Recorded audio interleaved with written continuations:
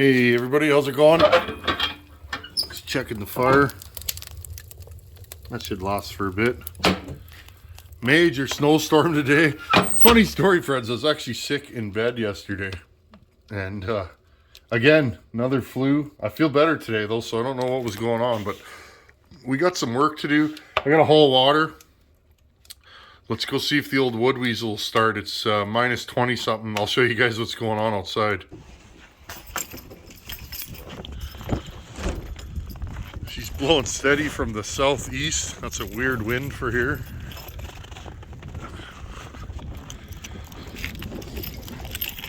Today's video, friends, I may haul some water, but a woodcutter's truck, full of wedges, coffee cups, gloves. I see it all the time on the internet. People argue about the best truck, the best saw. Friends, this is the best truck for me right now. Again, you plug it in, it starts every time. This is the best truck for me right now, friends. Is it the best truck for you? I don't know, probably not. I don't daily drive this. I don't drive this to work. This is just a... Oh, I just broke my windshield wiper. I guess it's not the best truck, is it? Oh, that's funny. That thing's been cracked since I've had this thing. I'll put her back together. Note to self, get more wipers. What I'm getting at, friends, is what is the best saw? Okay? And being humble in your builds. Now, friends, this truck's amazing. Yes, I've done tons of work to it. This truck was sitting for 10 years, friends. So all the work I'm doing is to get rid of the neglect. But now that I've put some love and some money into it, this thing's reliable. Who knows, friends? I might even drive this thing to the West Coast. That's the plan. But this truck, I don't drive it every day. It's a work truck. I haul water and go cutting with it. It's wicked off-roading because I put those big tires on it, those big knobbies. It'll haul 4,500 pounds day in and day out, which means any cord of wood that I can cut, whether it be hard or soft wood, it'll take the weight and my water. But is it the best truck for you? Probably not. Depends on your wrenching ability, how much you want to drive it. You know, whether you want to live life with a diesel, that has its own particular circumstances. But let's go talk about when you think your builds are the best and then you eat humble pie, because that's happened to me. Let's go talk about a few things. Let's have a little sit down here. Just have some random saws out on the bench. How you guys doing? I was going to clean snow today, but I'm glad I didn't this morning because we're going to get, I don't know, fluffy snow like that. We get another 6-8 inches in the driveway, so I'll do it another day. Nice thing about the wood weasel, even yesterday I had to go to the dump. There was drifts. You know, I was dragging diffs and frame yesterday, but I backed right through those hard Manitoba drifts. Any of you guys that live in the open know about the drifts. But yeah, it was funny yesterday, friends. I was sick, and again, it's just been going round and round at work. People in the field are sick, you know, framers, plumbers, drywallers, guys I know, they're all sick. And in the office at work, it's just going around and around. It's been, I don't know how it is where you guys live, but where I live, this flu season's been pretty vicious. This is the third time I've been sick this year, so, but I feel better already, so perhaps my immune system is getting back into shape. Okay, friends, I want to talk about being humble in your builds, because you kind of have to be, friends. If you build saws for professionals, it's kind of different, and I learned this early on when I was building saws locally and just handing them out to local cutters and stuff like that. I always got overwhelming positive feedback. Well, most of those guys have never really run a ported saw or even a modded saw, so to them, the power increase, you know, even if you're adding 25% and it's not a particularly warm build, that power increase was like, wow. It was awing to them. They were like, wow, does this thing cut? And that, I don't know about you guys, but that was my initial response to a ported power saw. First ported saw I ever ran was a 372, and I think it was an X-Torque, not an OE, and it had a sticker that said Walkerized on it. This was several years ago, and I asked my buddy, like, this is a 72cc saw, right? And he said, yeah. And I said, wow. You know, it was out cutting. We had 288s out that day. What else were we running? Even a 394, that saw was zipping along with them. Well, that's when I learned about porting, and I thought, wow, this is something that I need to get into. So that's why I always have a soft spot for Donnie Walker, because the first time I ran a ported saw, it had a Walkerized sticker on it, and Donnie built that saw. So, but anyhow, friends, what is the best saw or the best truck? Friends, that truck there, it's a 96. It's going to be 26 years old next year. And it's an old truck, friends. 27 years old? Yeah, 27 years old next year. That's an old truck, friends. It's an old 6.5 clackety-clack turbo diesel. It leaks some oil from one of the valve covers. The ABS light likes to come on because it's got a bad wheel speed sensor. It's an old truck, friends, but it's like, it is perfect for what I do. It's super cheap to insure. It's good on fuel. If that had a 350 in it, friends, I wouldn't want to run that.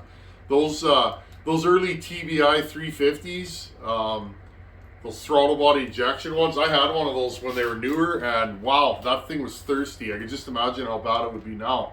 But that's the best truck for me.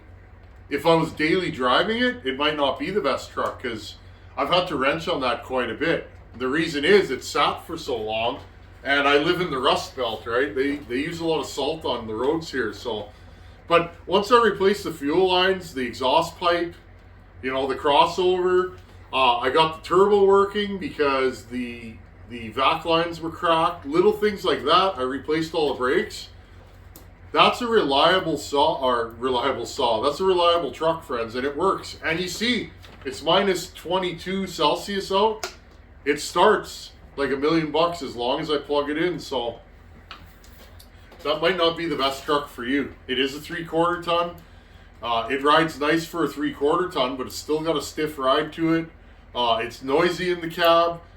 Top speed on that thing is like 65, 70 mile an hour. That's it. It doesn't like to go faster than that. So, but it has cruise. The air don't work, which isn't fun on a hot day here. But again, what is the best saw? Well, friends, what I build now and what I used to build, this is what I used to build. Okay. This is a 266 SE. It's a 1983 model. I used to build my 266s like this, and when I passed this around to guys, they pulled on it.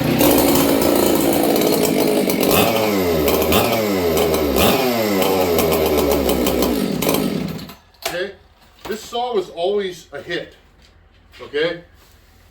But then I made the mistake, friends. A certain logger from the West Coast we were talking 266s one day, and I was thinking of this thing, and I was like, oh, I'll build you a nasty 266, no problem. My 266s in this area, everybody knows about them.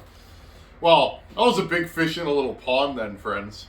And, I mean, even this, and I'm going to talk about this saw, and I'm going to scrutinize this saw. Again, these things start and run.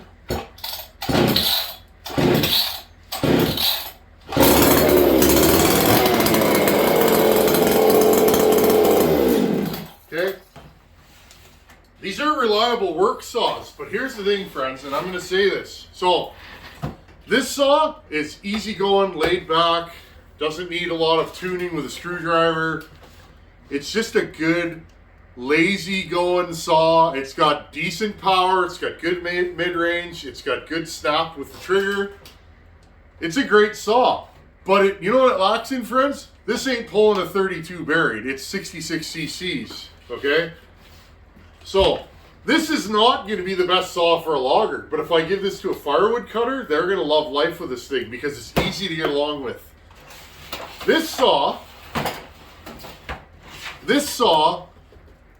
is right up there with this for reliability, but here's the thing, friends. This saw has eaten bearings already, and This saw, when you run it, especially in the summer, because this thing is jacked up compression. This saw runs hot, friends. It does. Compression with RPM and horsepower makes heat. That's just the name of the game, right? So this saw is a little bit more particular on tuning. As you run it and the heat comes up, it'll hit a plateau. But that plateau is going to be higher than, say, this saw. And what ends up happening with this saw is you either run it slightly rich to start with and let the heat catch up with the tuning, or tune it when it first starts running, run it for a little bit like that, and then guess what? You got to adjust the hijack. That's how this saw runs. You have to pay attention with this saw because it pulls RPM, and it will pull chain pretty hard when it's slightly lean, which is not good for this piston and cylinder. So, and if you don't get to tuning it, and maybe you're running it all day, many tanks, because let's face it, friends, if I don't have to sharpen my chain, which often I don't between tanks, I'm going to flip this thing on its side, I'm going to refuel it, re-oil it, and fire it back up.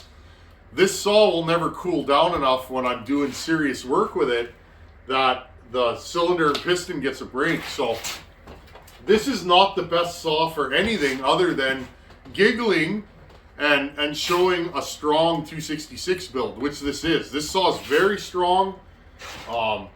It has a high exhaust roof. It has a huge pop-up. It has a combustion chamber mod. It has machine work to the base. Fairly healthy intake timing, big transfers. But again, it's only a 266, friends. Okay? So I have to be honest with you guys in my builds. I love this saw, but I know the peculiarities of this saw because I built it. I wouldn't just hand this to a cutter without explaining to them that they got to be Johnny on the screwdriver, because if they're not, they might cook this saw. Okay? So that brings me to Hogan's saw. Okay? Be interesting, and I wish we didn't have so much snow already. It'd be interesting to cut this versus this. This is a stronger saw, but I wonder how much. This thing is absolutely orangutan. This wasn't built to have longevity. This was built just as a test bed. How much power can I get out of a 266 before it starts becoming particular and unreliable, okay? And I did lose a bearing in this once already. The second set have held fast, but I'm also not wringing this thing's neck RPM-wise when I tune it. Because again, I cooked that first PTO bearing pretty quickly on this saw. So again, friends, once I started building saws for loggers, the parameters change. And East Coast versus West Coast, the parameters are different. If I'm building an East Coast saw, well, East Coasters don't run full wraps. That's not a thing over there. And in fact, here, most guys don't run full wraps. I've started running full wraps for the simple reason I really like, because there's a lot of snags and hangers up here, I like being able to cut from the opposite side of the tree where there's nothing over my head. Often there's snags over my head, and I became aware because, again, I'm building for loggers. They see me cutting. They go, hey, you're going to get smoked by a limb one day. So I started running full wraps. Just for me, it's a safety thing. I like being able to cut from both sides of the tree without back barring. I don't really enjoy back barring. Yes, we all have to do it sometimes, but so if I'm building an East Coast saw, I'm not going to run a full wrap on it. Okay, so that's number one. I might make the power come on a little different. East Coasters bore cut. They might lean a little more to the torque game. Because a lot of what they're doing, they're on the dogs and they're bore cutting and different things like that. So, friends, you have to keep this in mind when you're building the ideal, perfect work saw. To me, it's best to know if you're going to build a saw for somebody that you don't know.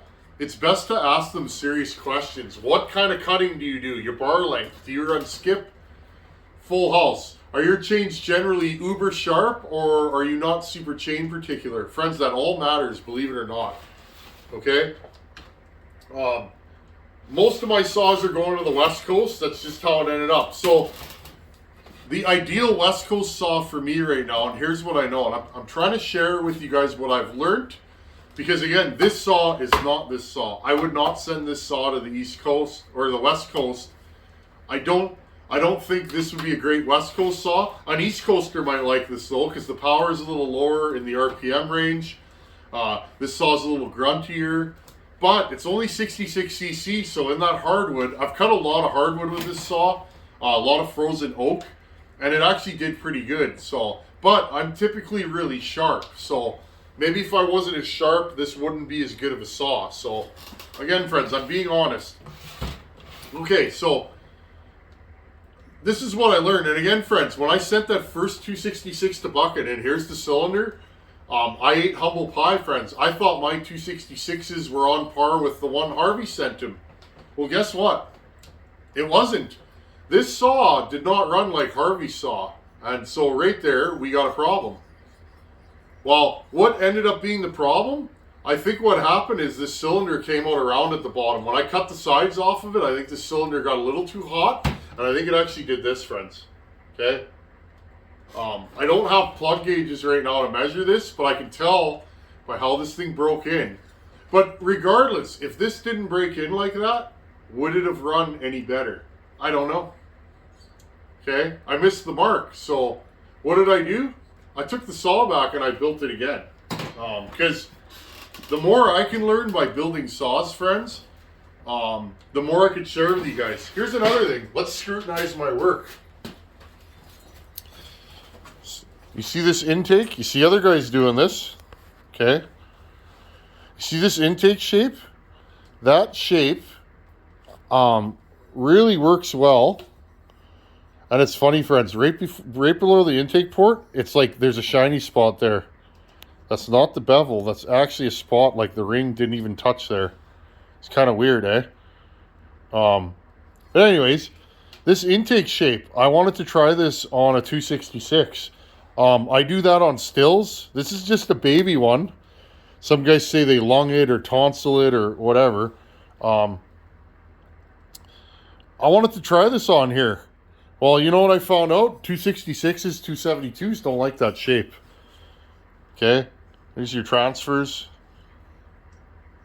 Again, I used that windowless piston. Maybe that was a mistake. Here's the other side. Notice super long blowdown on this saw. That is something I always do. You can just tell the distance from here to the top of the exhaust port is huge. Okay. Here's our exhaust port. The saw got some time on it. Buckin tried to make this saw work. He ran it quite a bit. We had some carb issues. I impulsed it from this side. 670s run good like that. For whatever reason, I can't get a 272 to run that way.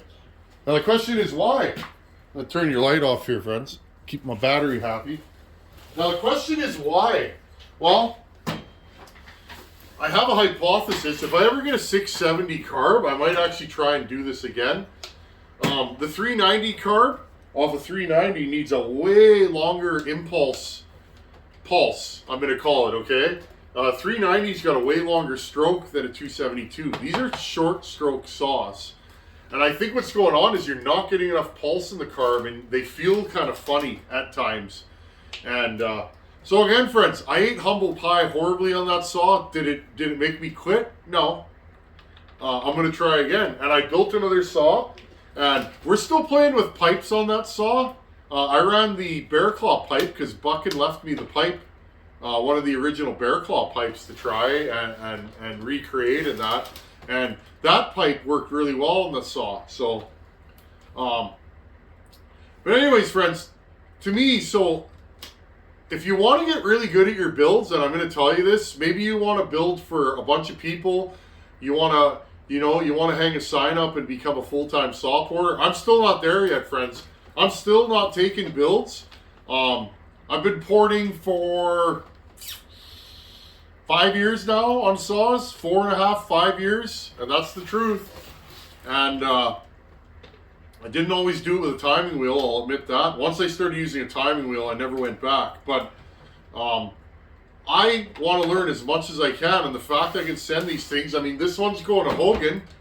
Hogan's a professional cutter, and I'm going to get some feedback on this saw. I want to try my saw in another West Coast logger's hands. Okay? So, when I'm building these, friends, first thing I do, new bearings, seals, gaskets. People are asking, is the bottom end no good in the original saw?